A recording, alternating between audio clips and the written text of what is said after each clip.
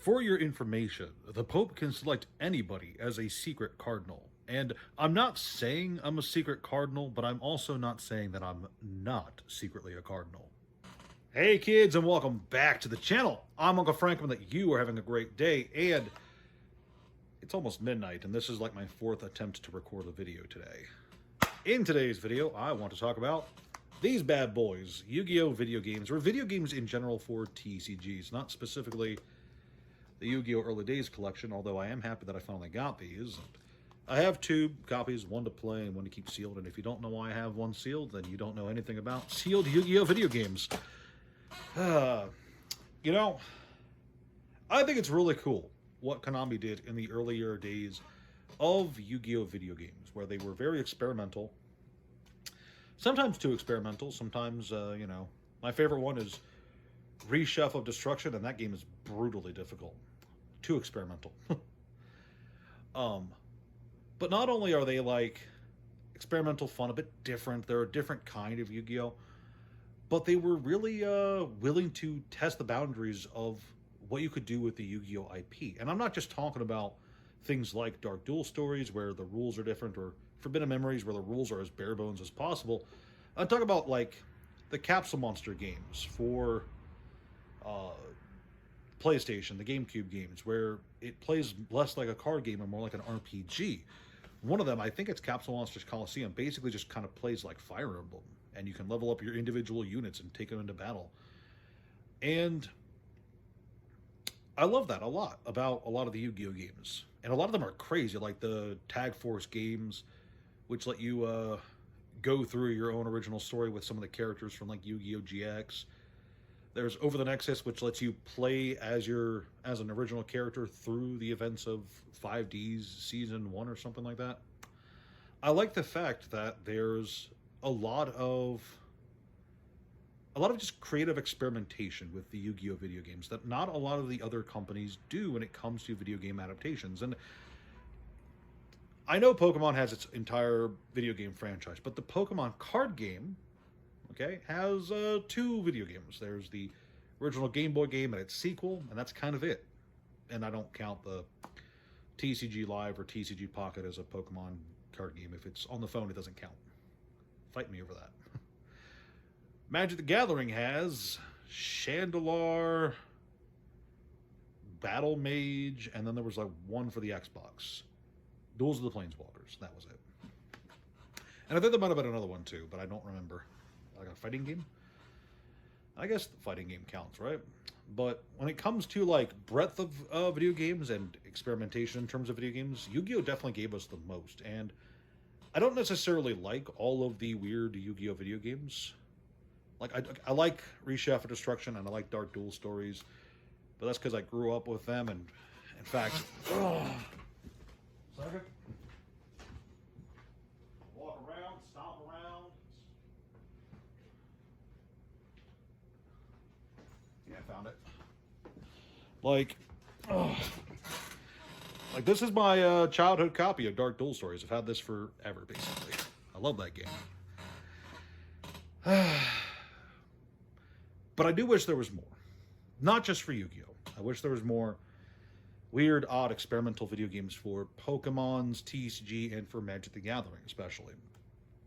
I'm going to harp more on Magic the Gathering because I think that the IP for Magic the Gathering is viciously underutilized. When you look at Magic the Gathering, and I'm going to ignore Pokemon because Pokemon does have its own video game franchise, so it doesn't need any more advertising. But I feel like Magic's franchise does. Magic has a wide open world of worlds, planes in the multiverse, characters, planeswalkers, legendary creatures, entire story arcs that can be adapted in one form or another in a variety of video games. And I think it's a shame that we haven't seen anything like that. Like, how cool would it be to see a Magic the Gathering fighting game using characters from like the Weatherlight Crew or the Weatherlight Crew, the original Kamigawa group, the Lauren guys, not the Lauren Planeswalkers, the Lauren characters, Ashling and Reese and characters like that.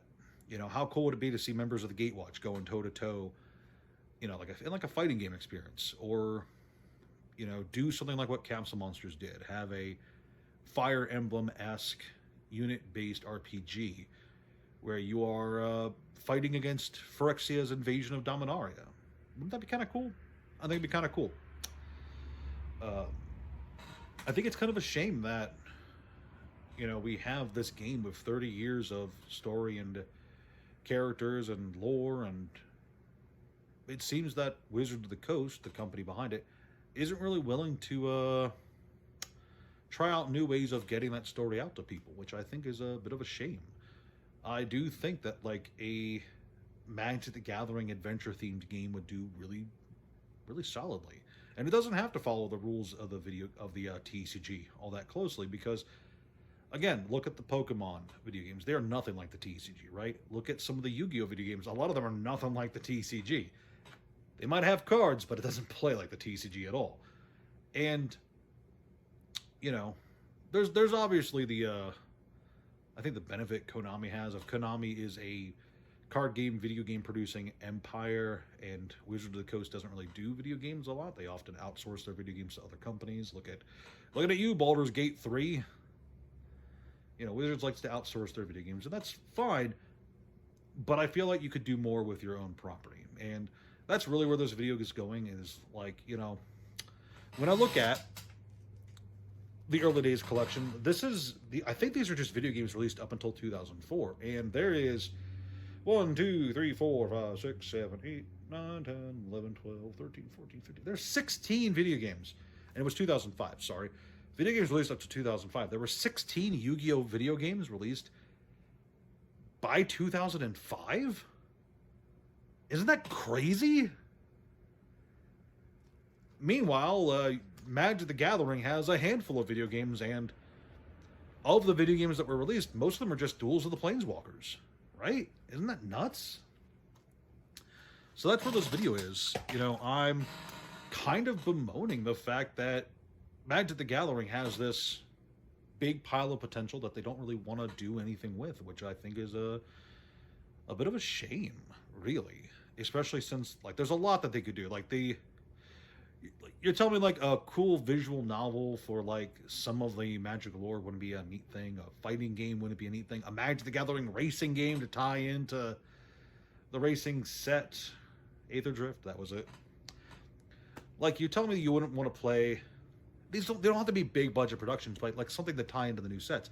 Imagine if Murders at Karlov Manor had released with a Phoenix Wright-esque investigation game where you're going through various rooms looking for clues to figure out who did a murder, right? Wouldn't that be kind of fun?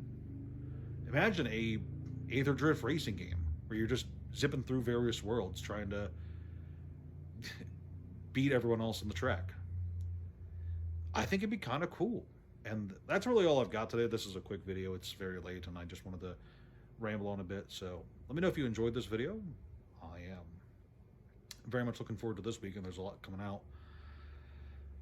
But yeah, I think it's a shame. We definitely need more... we need more risks. That's it. Wizards of the Coast needs to take some risks when it comes to getting their IP out there, getting the story out there. Anywho, please like, share, and subscribe. Let me know if you enjoyed the video, and I will see you guys next time.